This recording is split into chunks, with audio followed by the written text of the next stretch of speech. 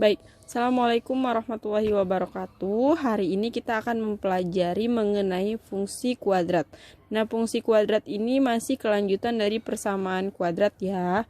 Nah, pembelajaran yang pertama kita akan mempelajari mengenai bagaimana sih kita menggambarkan suatu grafik fungsi kuadrat. Nah, bentuk umumnya yaitu fx sama dengan ax kuadrat plus bx plus c ya. Nah, ada 5 langkah dalam kita menggambarkan sebuah grafik fungsi kuadrat. Yang pertama yaitu menentukan titik potong dengan sumbu X. Nanti ketika di sumbu X berarti Y-nya sama dengan 0. Kemudian yang kedua menentukan titik potong dengan sumbu Y. Berarti kebalikannya X sama dengan 0. Kenapa sih bisa begitu? Nanti kita lihat. Kemudian yang ketiga menentukan persamaan sumbu simetri. Ya. Nah, rumusnya adalah X sama dengan min B per 2A. Nah, nih. Dari bentuk umum ini nanti kita tahu nilai A, B, sama C-nya ya. Kemudian yang keempat menentukan koordinat titik balik atau titik puncak.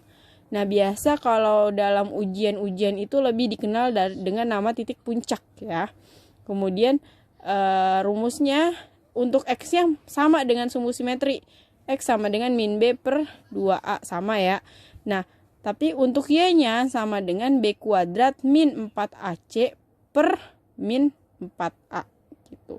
Yang terakhir, setelah kita temukan titik-titik yang tadi kita cari, nah kita tinggal gambarkan gitu. Untuk lebih jelasnya, yuk kita lihat contoh. Contohnya yaitu gambarlah grafik fungsi kuadrat fx sama dengan x kuadrat min 6x plus 5 gitu. Oke.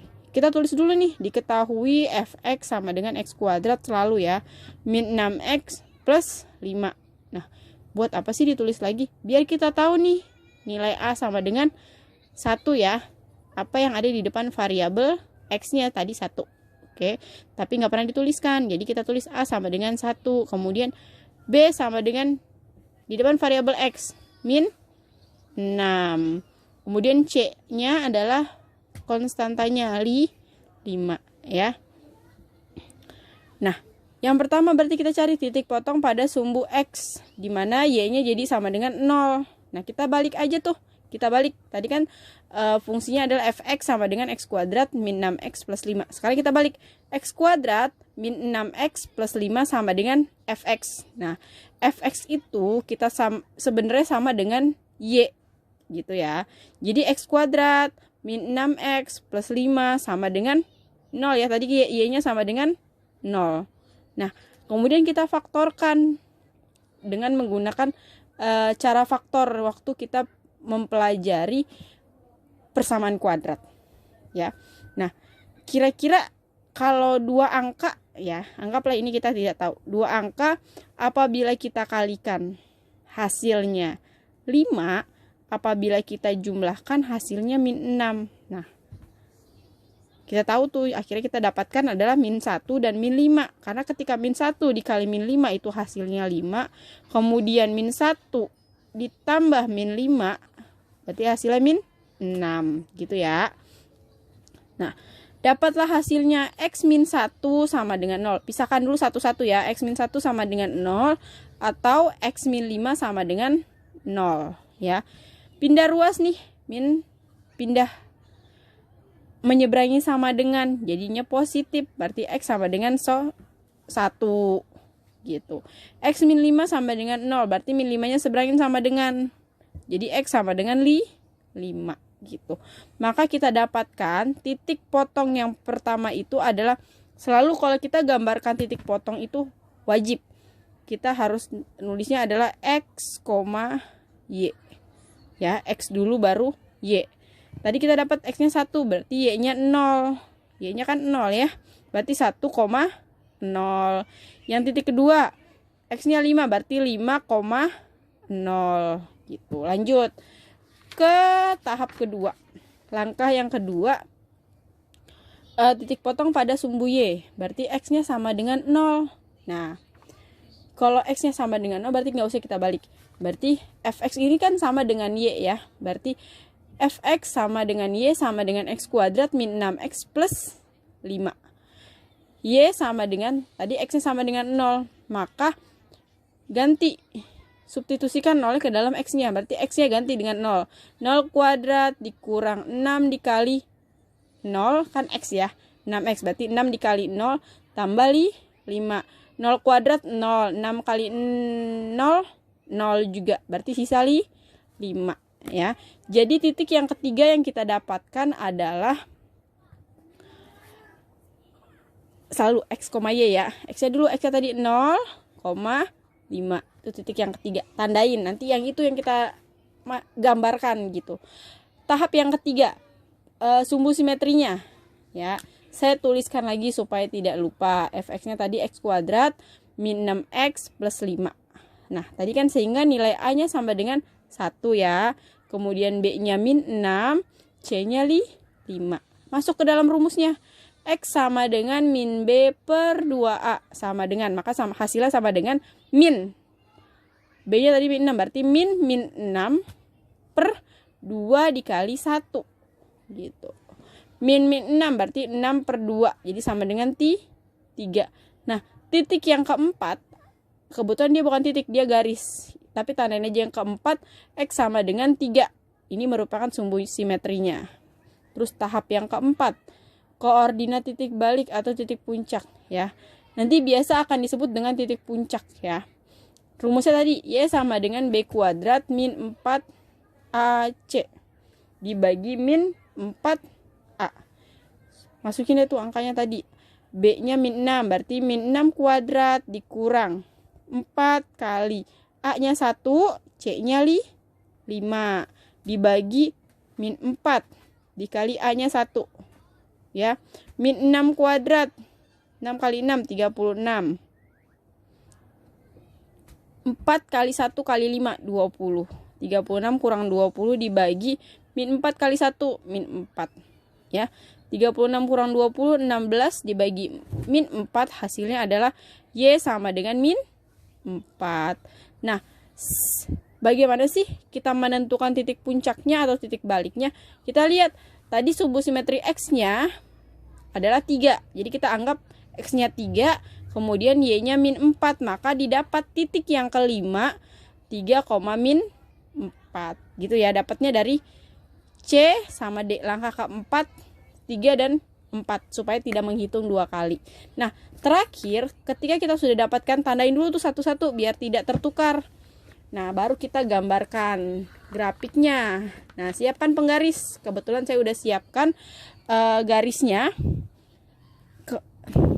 Kita siapkan garisnya. Ini namanya sumbu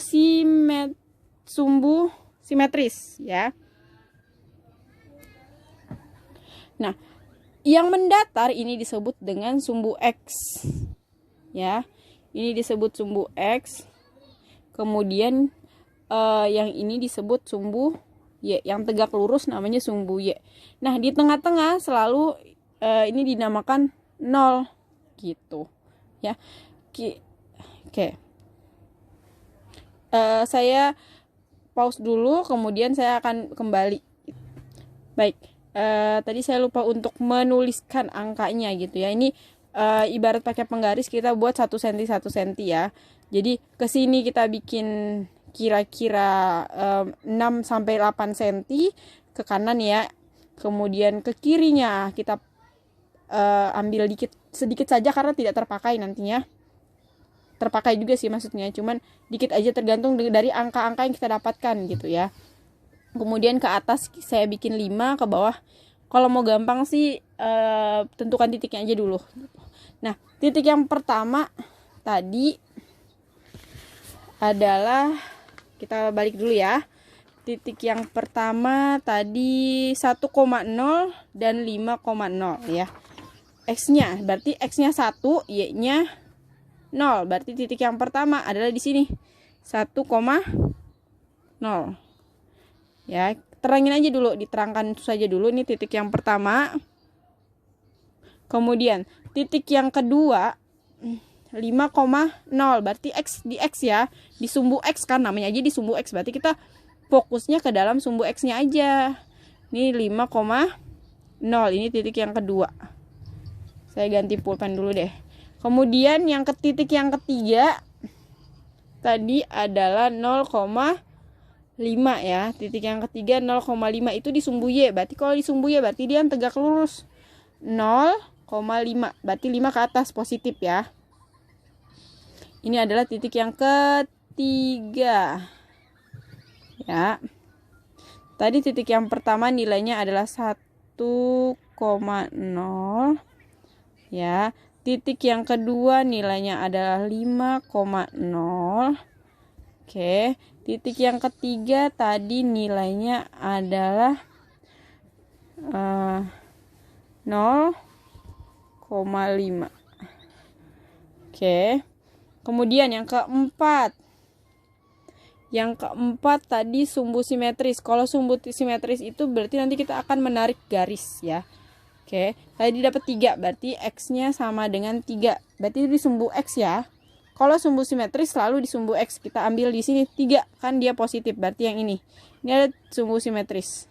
Saya pause dulu, nanti saya akan kembali setelah saya garis. Baik. Nah, tadi kan sebelum saya garis ya, setelah ibu garis, nah inilah X sama dengan 3 ya. Jadi di titik tadi kan X-nya sama dengan 3 ya. Ini namanya sumbu simetris. Fungsinya apa sih? Nanti jadinya imbang antara kanan dan kiri. Namanya biar simetris. Sorry, tadi nama semua ini adalah kartesius. Namanya diagram kartesius ya. Lanjut. Nah, udah selesai nih. Terakhir ya. Titik puncaknya atau titik baliknya. Berarti yang kelima kita tentukan titik balik atau titik puncaknya. Tadi kita dapatkan adalah X-nya 3, Y-nya -4 ya. X-nya 3, berarti di garis ini selalu titik puncak atau titik balik pasti ada di garis sumbu simetris. Y-nya -4, berarti disinilah titik ya, -4. Nih, ini -4. Kita garis putus-putus ya. Anggaplah ini lurus ya. Nah, inilah -3, -4. X-nya 3, X-nya di titik 3, Y-nya di -4 ya. Jadi dapat ini adalah sumbu titik puncak. Puncaknya adalah 3, -4 ya. Setelah ini kita gambarkan ya. Kita gambarkan dari ujung sini. Tadi ada titik sini kan, di sini ada titik.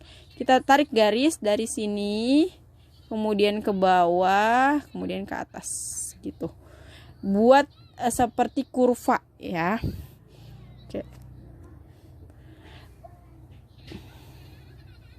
Oke, kita garis seperti kurva. Ya, udah sulit nih. Oke, kita tarik dari garis dari titik 0,5 dulu. 0,5 kita tarik ke 1,0 ya. Bismillahirrahmanirrahim. Oke, kemudian kita belokkan ya di titik P-nya. Kemudian tarik kembali ke atas menuju 5. Kemudian tarik lagi ke atas. Selesai. Nah, inilah yang disebut dengan grafik fungsi kuadrat ya. Semoga apa yang Ibu jelaskan bisa dipahami. Wassalamualaikum warahmatullahi wabarakatuh.